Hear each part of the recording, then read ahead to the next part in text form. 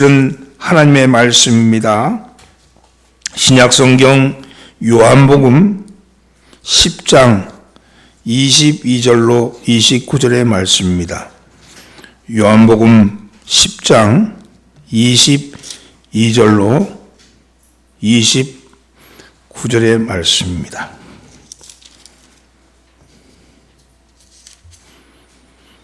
한 목소리로 봉독합니다.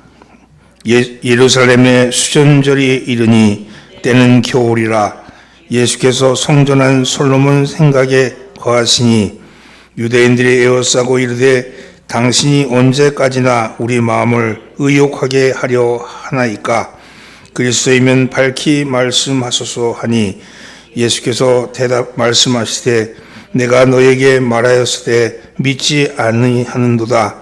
내가 내 아버지의 이름으로 행하는 일들이 나를 증거하는 것이거늘 너희가 내 양이 아니므로 믿지 아니하는도다. 내 양은 내 음성을 들으며 나는 그들을 알며 그들은 나를 따르느니라. 내가 그들에게 영생을 주노니 영원히 멸망하지 아니할 것이요 또 그들을 내 손에서 빼앗을 자가 없느니라.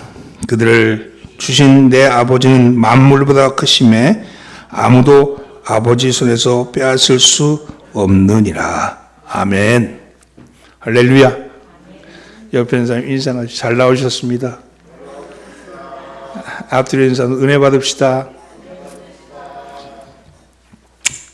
때는 수전절이었습니다. 예수님께서는 수전절을 지키기 위해서 예루살렘 성전에 가셨습니다. 그리고 성전에서 비를 피하기 위해서 캐노피가 설치되어 있는 그런 솔로몬 행각을 걷고 있었습니다. 수전절은 모세 오경에 나오는 절기가 아닙니다. 예수님께서 오시기 170년 전 이스라엘은 히랍 제국에 속한 시리아의 점령을 당하고 있었어요. 시리아 왕이었던 안티오코스 4세는 아주 패역한 왕이었습니다. 예루살렘 성전을 금은 보물을 모두 약탈했을 뿐만 아니라 유대인들이 제사를 모두 금지시켰고 안식일과 할례를 폐해버렸습니다.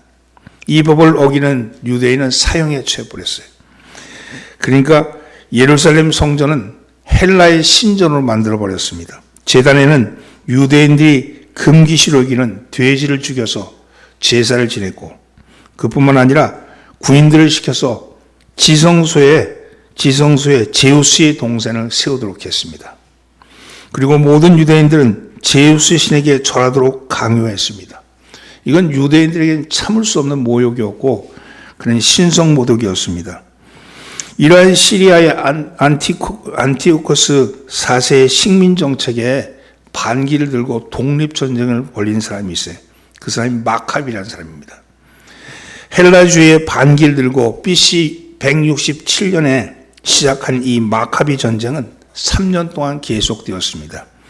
그리고 드디어 하나님의 크신 권능에 의지해서 BC 164년에 성전을 탈환했습니다. 마카비는 예루살렘 성전을 탈환한 후에 돼지 피로 더럽혀진 성전을 정화했습니다. 그리고 성전을 새롭게 만들어서 하나님께 봉헌을 했어요.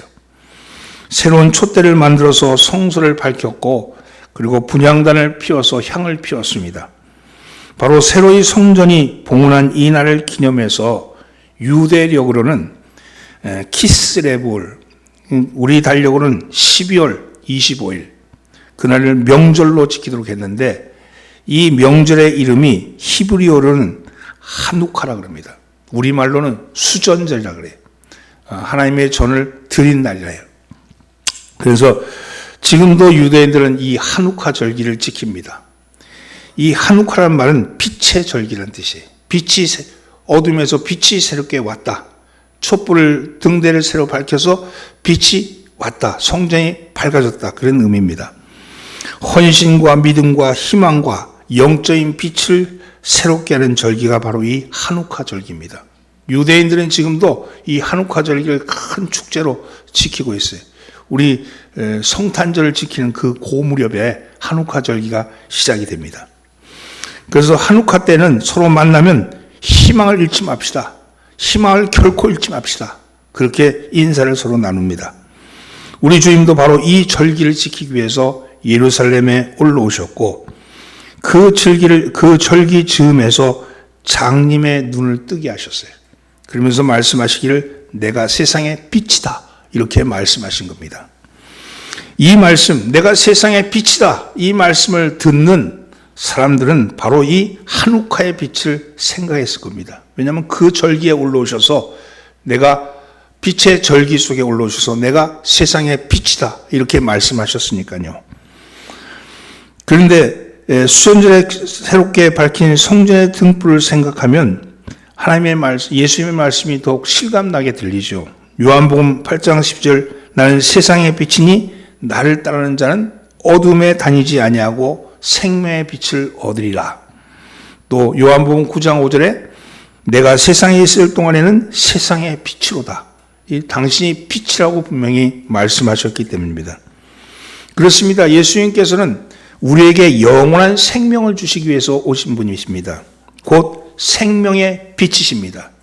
즉 이 한우카, 그 수전절에 솔로몬 행각을 걷고 있던 주님은 바로 당신이 생명의 빛이라고 말씀을 하신 거예요.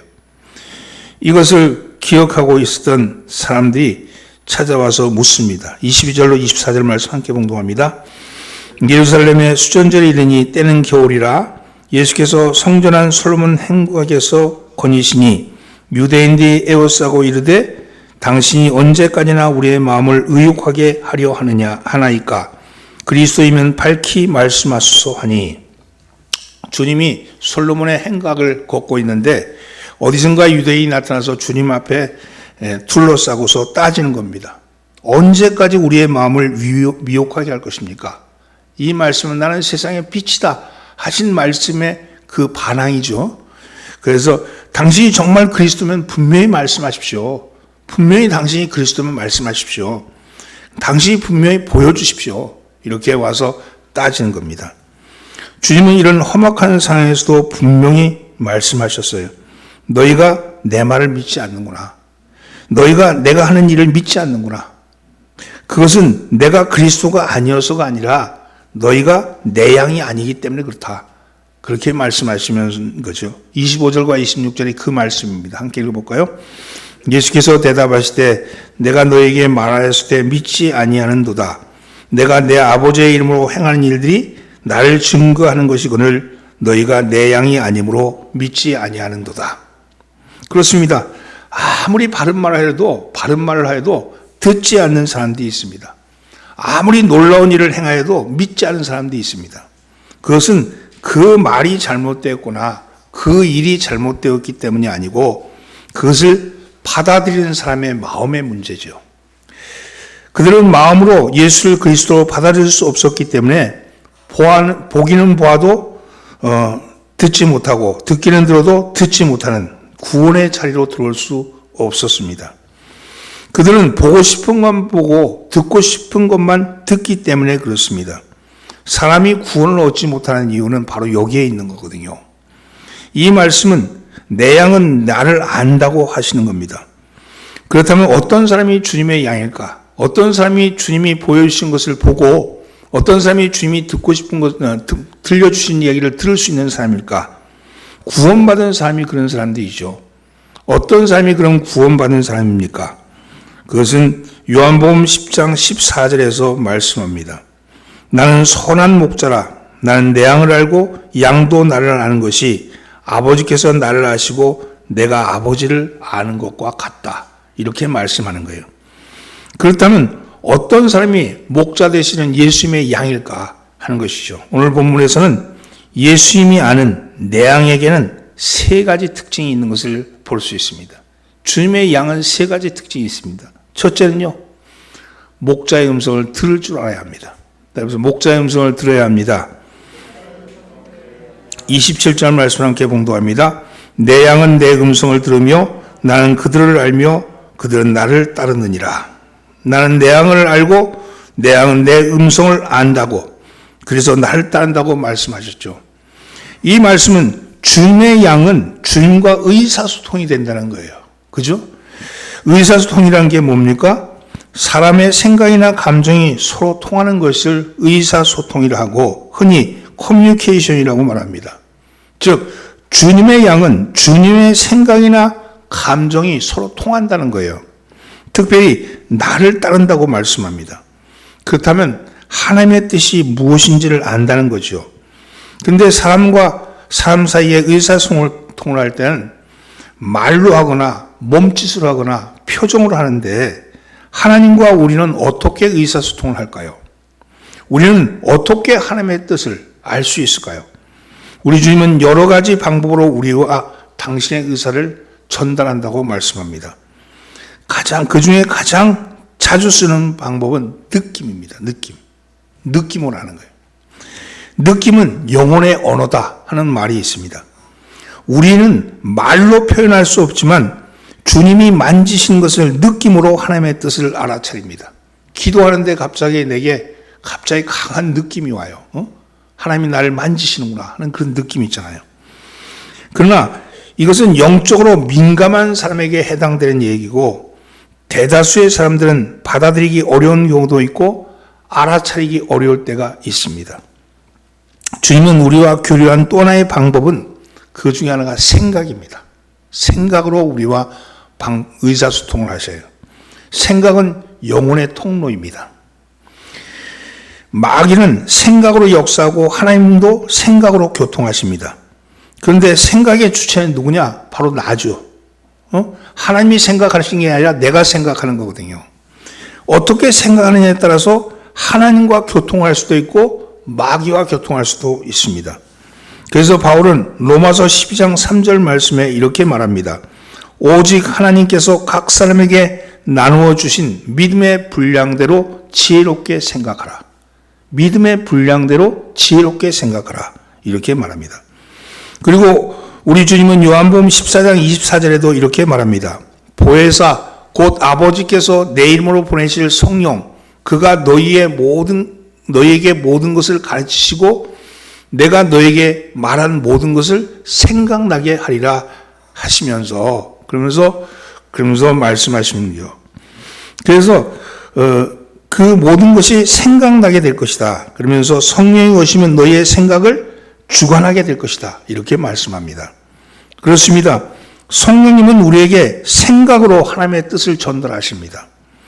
내가 생각하는 것이 주님의 주시는 생각인지 마귀가 주는 생각인지 그러면 어떻게 분별할 수 있습니까? 그것은요. 그 열매를 보면 압니다. 주님이 주시는 생각은 평안입니다. 평안. 주님이 주시는 생각은 평안을 주시는 거예요. 예레미야 29장 11절 여호와의 말씀이라 너희를 향한 나의 생각을 내가 아나니 평안이요 재앙이 아니니라 너에게 미래와 희망을 주시는 것이니라. 우리 주님은 생각을 어떻게 주시냐면 평안의 생각을 주고 그리고 미래와 희망의 생각을 준다고 말씀합니다. 로마서 8장 6절에도 보면 육신의 생각은 사망이요 영의 생각은 생명과 평안이라. 여러분 주님이 우리에게 평안한 마음을 줄 때 기도하는데 불안하고 기도하는데 두렵고 기도하는데 막 이런 게 아니고 기도할 때 우리의 마음을 평안케 하시고 우리의 마음에 희망을 주고 미래를 보여준다는 것이죠. 그런데 느낌과 생각 외에 가장 강력하게 하나님이 우리에게 교통하는 수단은 뭐냐?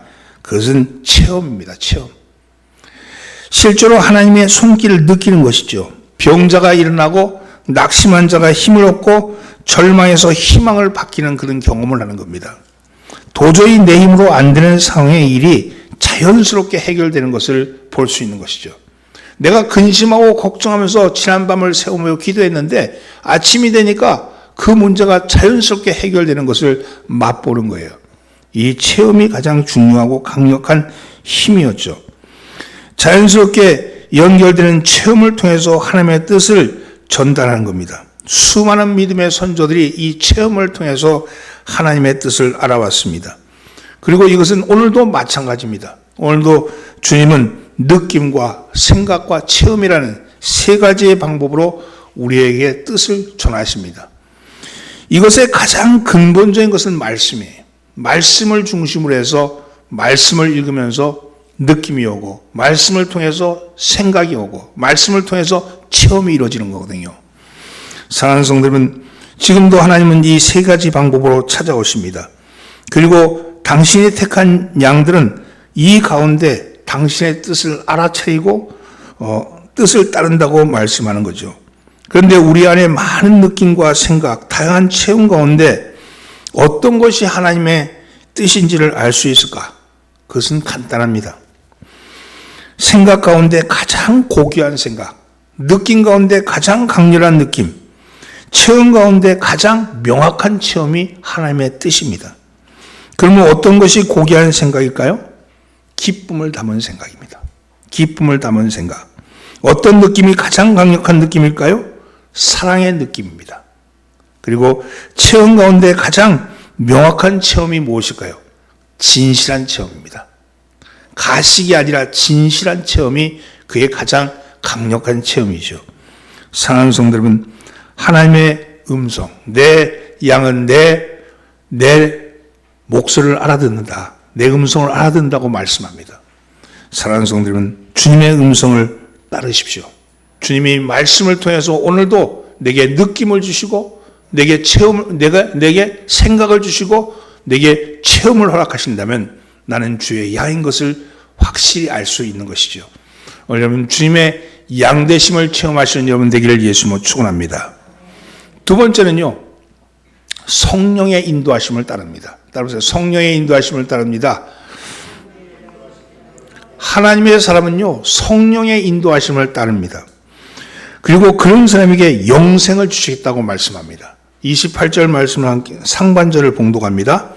내가 그들에게 영생을 주노니 영원히 멸망하지 아니할 것이요. 다시 한번 넘겨보세요. 28절 상반절. 28절 상반절. 함께 내가 그들에게 영생을 주노니 영원히 멸망하지 아니할 것이요. 우리 주님이 우리에게 가장 주고 싶어 했던 것은 바로 영생입니다. 또한 이것을 아버지신 하나님이 우리에게 가장 주고 싶어 했던 것이기도 합니다. 요한복음 3장 16절 말씀 여러분 잘 아는 말씀이 있죠. 하나님이 세상을 이처럼 사랑하사 독생자를 주셨으니 이는 저를 믿는 자마다 멸망치 않고 영생을 얻게 하려 함이라. 그런데 그러면 그 영생이라는 게 과연 무엇일까요? 영생을 얻게 하시게 됐는데 멸망치 않고 영생을 얻게 하려 하심이라고 그랬는데 영생은 뭘까요? 그것은 17장 요한복음 17장 3절 말씀에 영생은 곧 유일하신 참 하나님과 그가 보내신 자 예수 그리스도를 아는 것이니라 이렇게 말씀합니다. 요한복음 6장 47절에는 믿는 자는 영생을 가졌나니 이런 말씀도 있고요. 로마서 6장 23절에 죄의 싹은 사망이요 하나님의 은사는 그리스도 예수 우리 주 안에 있는 영생이니라 이렇게 말씀하십니다. 영생은 하나님의 선물이라고 그러셨어요. 그러면 여기서 영생이라는 게 무엇을 말할까요? 여러분 이게 영생이란 말은 영원한 생명의 준말로 영원한 생명의 말의 준말인데 영원 불멸을 의미하는 게 아닙니다. 우리 착각할 때 영원히 죽지 않는다. 그걸 영생이라고 생각하잖아요. 그게 아니고요. 영생이란 인간이 주 예수 그리스도를 믿고서 하나님과 새로운 관계로 들어가는 것을 영생이라는 거예요. 이것을 다른 말로 하면 인간이 범죄함으로 떠나버렸던 떠나버렸잖아요. 영광이 떠나버렸잖아요. 그래서 눈에 보이지 않는 영광이 떠나버림으로 눈에 보이는 것만 가지고 판단하게 되었는데 눈에 보이지 않는 것, 그게 영광이었는데 그 영광이 바로 영생이었던 거예요. 떠나버렸던 영광이 우리 속에 다시 찾아오는 거예요. 그래서 하나님과의 바른 관계를 형성하는 것이죠. 그것은 예수를 구주로 받아들이는 순간 떠나버렸던 영광이 다시 돌아옴으로써 하나님과의 관계, 보이지 않는 것과 보이는 것을 창조하신 하나님의 온전한 것을 회복하는 거거든요. 그래서 하나님과의 온전한 관계가 형성이 되는 겁니다. 이것을 바울은 새로운 피조물이라고 그렇게 말했어요. 그리고 그런 관계가 마지막 날에 완성이 되는데 육체적인 죽음과 관계없이 계속되어지는 것이죠. 그래서 이것은 영생을 소유했다는 것은 무엇을 말씀하시는가? 하나님이신 말씀이 육신이 되어서 우리 가운데 와서 사시는 거예요. 바로 주님의 음성을 듣고 주님의 말씀을 따르면 그분이 우리 속에 사시는 거예요. 영원하신 하나님과 함께 사는 나는 영생의 존재가 되는 겁니다. 따라서 영생은 하나님의 임재의 상태, 성령이 내 영혼에 와서 내주하는 상태, 성령님이 나와 함께하는 상태가 영생인 거죠. 그러면 여러분 죽어서 가는 영생이 아닌 걸 알 수 있겠죠. 오늘 예수를 믿는 순간 내가 지금 영생에 들어와 있는 거예요. 그래서 내가 영생을 사는 거거든요. 근데 우리는 마치 죽어야지, 부활해야지 영생을 얻는다고 생각하는데 그게 아니고 주님이 말씀하시는 영생은 새로운 관계로 회복된 것, 다시 하나님이 완전한 관계, 떠났던 영광이 우리에게 들어오고, 그래서 보이는 것과 보이지 않던 것이 함께 이루어지는 상태, 그런 상태가 영생의 상태라고 얘기합니다. 여기서 성령님이 우리 속에 오시면 영생이 임하는 거죠. 성령님의 거주 상태, 우리 속에 오시는 상태를 알아볼 필요가 있습니다. 먼저 보이지 않는 하나님은 어디에나 계시는 분이에요. 그거를 우리가 무소부재하다 이런 말씀을 해요. 무소부재. 어느 곳이든지 계시다. 이러한 하나님의 형태를 신학적으로는 편재하심이라고 해요. 편재하심. 모든 곳에 계시다. 하나님은. 그 어떻게 계실까요? 눈에 보이는 것으로는 그 모든 곳에 있을 수 없잖아요. 하나님의 영광이 우리 가운데 임하니까 그게 가능한 것이죠. 이 편재하시는 하나님이 우리가 우리의 죄를 고백하고 주 예수를 영접하게 되면 우리 안에 와서 거하시는데, 그 우리 안에 와서 거하시는 것을 뭐라고 말하면 성령이라고 그러고 성령의 내주하심이라고 그래요. 제가 성신이라고 그러는 게 훨씬 낫다고 그러는데 성신이 내 속에 와서 내주하시는 거예요. 그걸 내주하심이라고 그러죠. 그런데 이 성령이 우리 가운데 내주하시면 여러분들 속에는 이미 예수를 나의 구주로 고백했으니까 성령이 내주하시거든요. 그런데 내주하시면서 우리의 삶을, 성령님이 우리의 삶을 그런데 지배하시는 것은 아닙니다. 지배하시는 게 아니에요. 여러분, 지배하는 것이 아니고요. 성령님은 인격자이시기 때문에 우리의 의지와 생각을 항상 존중하십니다. 그래서 이것이 귀신과 악령과의 차이인 거예요. 귀신은요, 우리 속에 들어오면 귀신은 우리를 지배합니다. 귀신 들렸다 그러잖아요. 그래서 의지와 감정과 상관없이 막 흔들어대는 거예요. 그게 귀신 들림이에요. 근데 성령님이 우리한테 왔다 그래서 신이 들렸다 그러는데 흔히들 성령도 신이시잖아요. 성신인데 우리가 귀신 들린 것을 나타내지 않잖아요. 그것은 바로 성령은 인격적이신 분이기 때문에 그렇다는 거예요. 그래서 우리 악령과 귀신은 우리의 인격과 행동을 지배하여서 자기의 종으로 만들지만 성령은 우리의 의지와 생각으로 허락하실 때만 인도하십니다. 내가 성령님을 인정하고 허락할 때만 성령님이 나를 인도하시는 거예요. 따라서 그리스도를 고백하고 성령님이 내주한다 그래서 다 성령이 주도하는 사람이 되는 것은 아닙니다. 우리가 완전히 주님 앞에 내려놓게 될 때, 그리고 특정한 장소, 특정한 시간에 강력하게 찾아오셔서 역사하시는 것, 그것을 우리가 뭐라고 얘기하면 성령의 세례라 그래요. 오늘 내가 주님 앞에 온전히 내려놓으니까 성령이 강하게 역사하신 거예요. 그래서 내가 지금 성령이 내게 오신 것을 느끼게 돼. 그것은 나를 완전히 비웠을 때, 내가 주님 앞에 완전히 굴복할 때 성령이 완전히 나에게 역사하고 나타나는 거예요. 이걸 성령의 세례다 이렇게 말합니다. 이 성령의 세례로 말미암아 그 결과로 성령님이 우리의 삶을 온전히 주도할 때, 그래서 내가 이제 나를 완전히 죽이고 난 성령을 따릅니다. 난 성령의 종이 되겠습니다.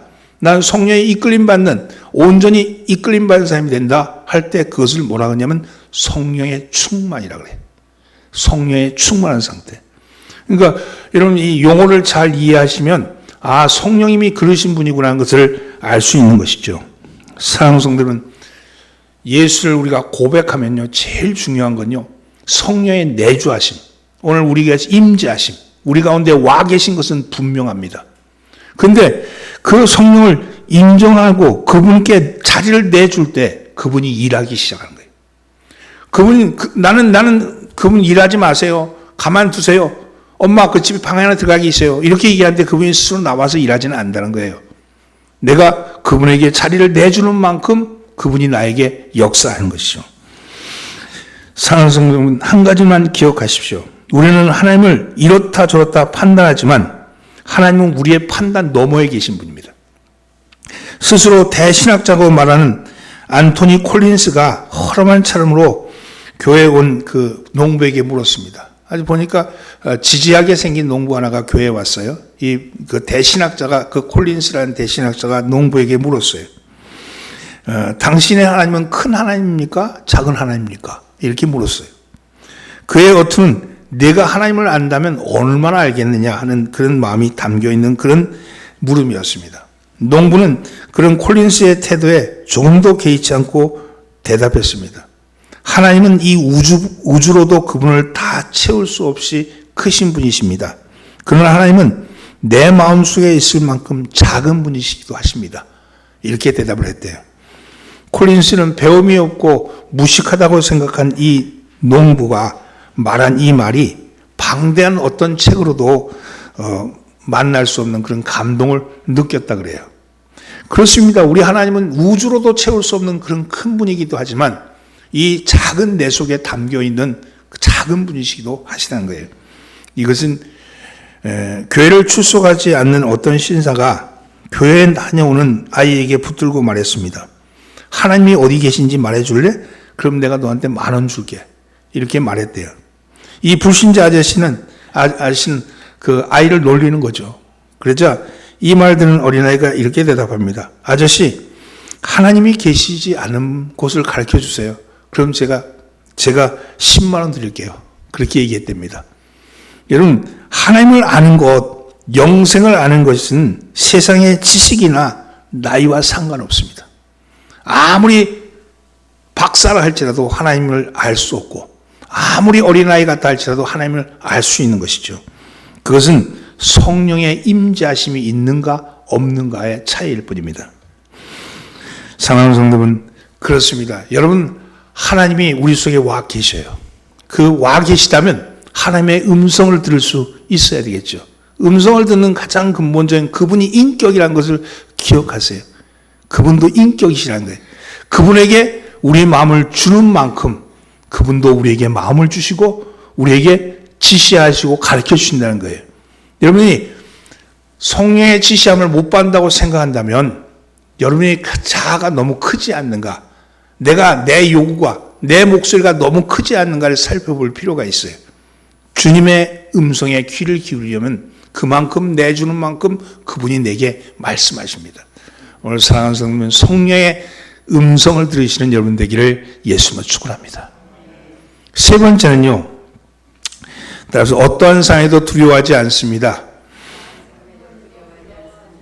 그렇습니다. 어떠한 상황에도 두려워하지 않습니다. 왜냐하면 하나님의 소유이기 때문에 그렇습니다. 28절로 29절 말씀을 함께 봉독합니다. 내가 또 그들은 내 손에서 빼앗을 자가 없느니라. 그들을 주신 내 아버지는 만물보다 크심에 아무도 아버지 손에서 빼앗을 수 없느니라.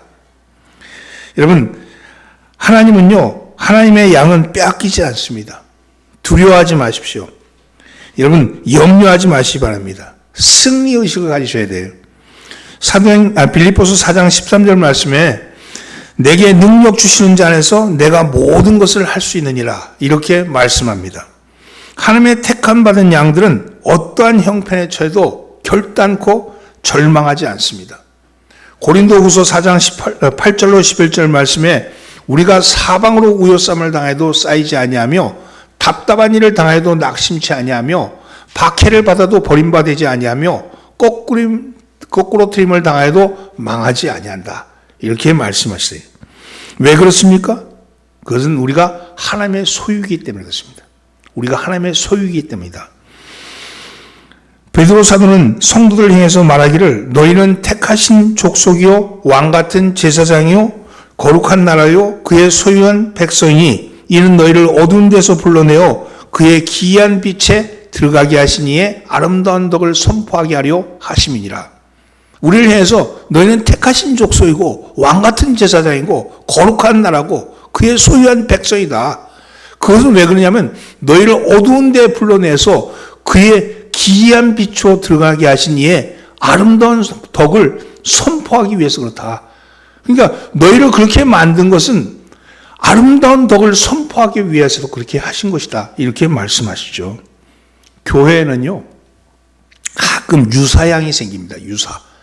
유사란 말은, 유사양이란 말은 양은 양 같은데, 양 같지 않은 양입니다. 양 같기도 하고 양 같지도 않고 그런 양을 유사양이라 그러거든요. 양의 탈을 쓴 늑대와 늑대의 탈을 쓴 양입니다. 보통 늑대의 탈을 쓴 양은 여러분 다른 곳에 상처를 입고서요. 다른 곳에 상처 입고서 들어오거나 신앙이 뭔지 모르는 초신자일 경우가 보통 늑대의 탈을 쓴 양일 가능성이 큽니다. 우리는 이런 늑대의 탈을 쓴 양이 나타나면 유능한 목자는요 예리한 칼을 가지고 예리한 말씀을 칼을 가지고 껍질을 벗깁니다. 그럼 늑대의 탈을 썼으니까 늑대의 탈을 벗기고 나면 그 안에 순결한 양이 나타나죠. 그런데 반대로 양의 탈을 쓴 늑대도 있습니다. 양의 탈을 썼는데 늑대야. 그런 경우는 다릅니다. 양의 탈을 쓴 늑대는요, 보통 신앙생활을 오래 했거나 아니면 성경의 지식이 있는 경우가 나타나는 경우죠. 성경의 지식이 많아요.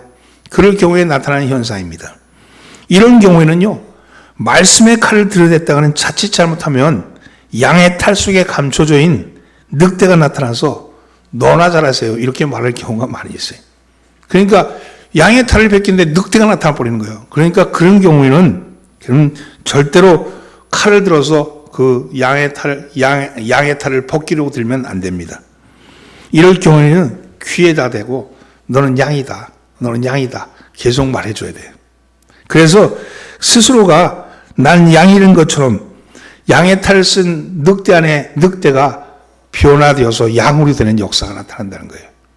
여러분, 이것이 그래서 자기가 양인 것 같이 여기고 양의 탈 속에 있는 감춰진 늑대는 양이 되고 맙니다. 이것이 유사양에 대한 다루는 방법이거든요. 우리 주님은 선한 목자이신지라 우리 안에 들어오는 양이 양의 탈을 쓴 늑대이건 늑대의 탈을 쓴 양이건 결코 버리지 아니하신다. 당신이 우리 속에 들어와 있다면 그것은 양인 것이 분명합니다. 우리 주님의 우리 속에 들어와 있는 것은 그 모양이 어떠하든 간에 양인 거예요. 사랑하는 성도들, 우리는 하나님의 소유된 백성입니다. 우리는 우리 속에 들어와 있는 백성들이에요. 직설적으로 말하면 우리가 망하면 누가 손해겠어요? 목자가 손해시죠. 하나님이 손해시죠. 그래서 하나님께서는 내가 내 백성을 해가 뜨는 땅과 해가 지는 땅으로부터 구원해 내겠다. 스가랴서 8장 7절에서 그렇게 말씀하셨어요. 사랑하는 성도들은 하나님은 시편 91편 11절에서 네 모든 길에서 너를 지키게 하십니다. 내가 네 가는 길에서 내가 너를 지켜줄 것이다. 이렇게 말씀하셨습니다. 미국의 유명한 부흥사였던 D.L. 무디가 런던에서 큰 부흥회를 마치고 돌아오는 길이었어요. 배가 돌아오다가 그만 암초에 부딪혀서 배가 자초되고 말았습니다. 700명이나 되는 승객과 승무원들이 타고 있었는데 막 일시에 소란이 막 벌어졌어요.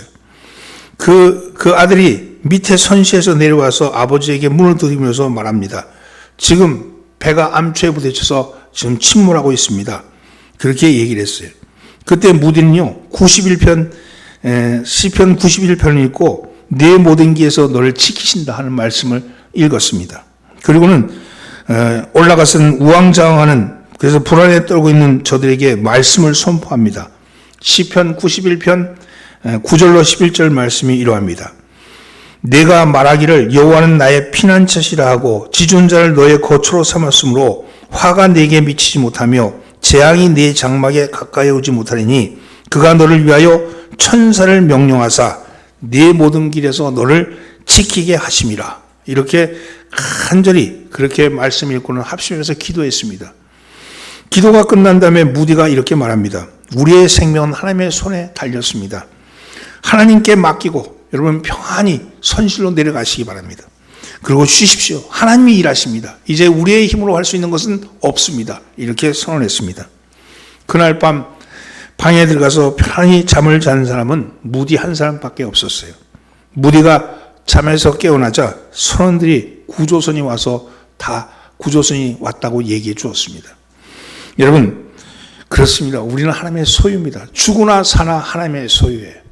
우리가 잃어버리면, 우리가 망하면 누가 손해겠습니까? 목자의 손해 아니겠어요? 우리가 하나님의 양인 것이 분명하다면 여러분 두려워하지 마십시오. 평안하십시오. 하나님께서 여러분들을 세우실 겁니다. 불안이 여러분의 마음을 흔듭니까? 경제적인 어려움이 여러분들을 두렵게 합니까? 우리는 주님이 우리를 지키십니다. 이건 분명한 사실입니다. 왜냐하면 내가 주의 양이기 때문에 그렇습니다. 하나님의 소유인 우리는 환난 속에서도 절망적인 상황에서도 낙심하지 아니합니다. 요동하지 아니합니다. 두려워하지 않습니다. 디모데후서 1장 7절 하나님이 우리에게 주신 것은 두려워하는 마음이 아니요 오직 능력과 사랑과 절제하는 마음이다. 이렇게 말씀했죠.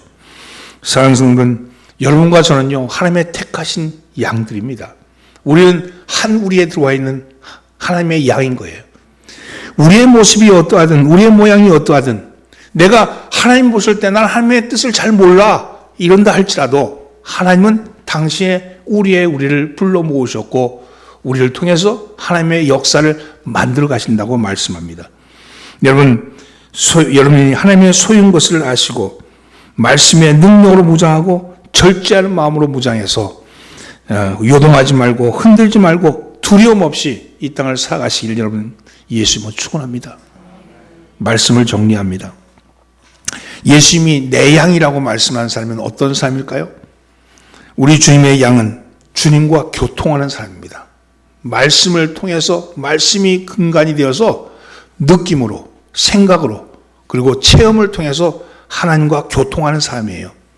그 하나님의 교통하는 사람은 성령의 음성을 듣습니다. 성령의 음성을 듣기 위해서는 성령님께 그분이 인격적이라고 그러셨잖아요. 그래서 내가 그분에게 내어드리는 만큼 내 영역을 내어드리는 만큼 그분은 나에게 오셔서 인도하십니다. 내가 성령님과 문을 닫고 있다면 문제는 나의 문제죠. 그러나 임재하지 않는 건 아니에요. 내가 고백하는 순간 주님이 우리에게 오신 건 분명하니까. 그런데 문제는 그분의 이끌림을 따라가지 않는 나의 문제죠. 여러분 문을 열고 주님께 하나씩 적지만 두렵지만 맡겨보시기 바랍니다. 그러면 그분이 여러분을 인도하실 것이고 그 인도하심의 궁극적인 모습은 성령의 충만함으로 그분이 완전히 내 삶을 지배하시는 모습으로 나타날 줄 믿습니다. 그리고 마지막으로 어떤 상황에도 두려워하지 않습니다. 왜냐하면 우리는 주님의 우리 속에 들어와 있는 양이기 때문에 그렇습니다. 오늘 여러분 이런 믿음을 가지고 이 한 주간도 승리하시는 여러분 되기를 예수님으로 축원합니다. 기도합니다. 주의 복된 말씀을 통해서 우리를 새롭게 하시는 하나님, 우리는 주님의 양인 것을 고백합니다. 우리는 주의 음성을 듣는 주의 목자의 음성을 듣는 양인 것이 분명합니다. 주님, 주의 음성을 들을 수 있는 귀가 열려지게 하시고 주님의 뜻을 바라볼 수 있는 눈이 열려지게 하여 주옵소서. 빛으로 오셔서 우리를 새롭게 하시는 하나님, 우리의 마음이 주님께로 향하게 하여 주시기를 원하옵고 우리를 구원하신 예수님의 이름으로 기도합니다. 아멘. 288장 찬송 부리면서 헌금을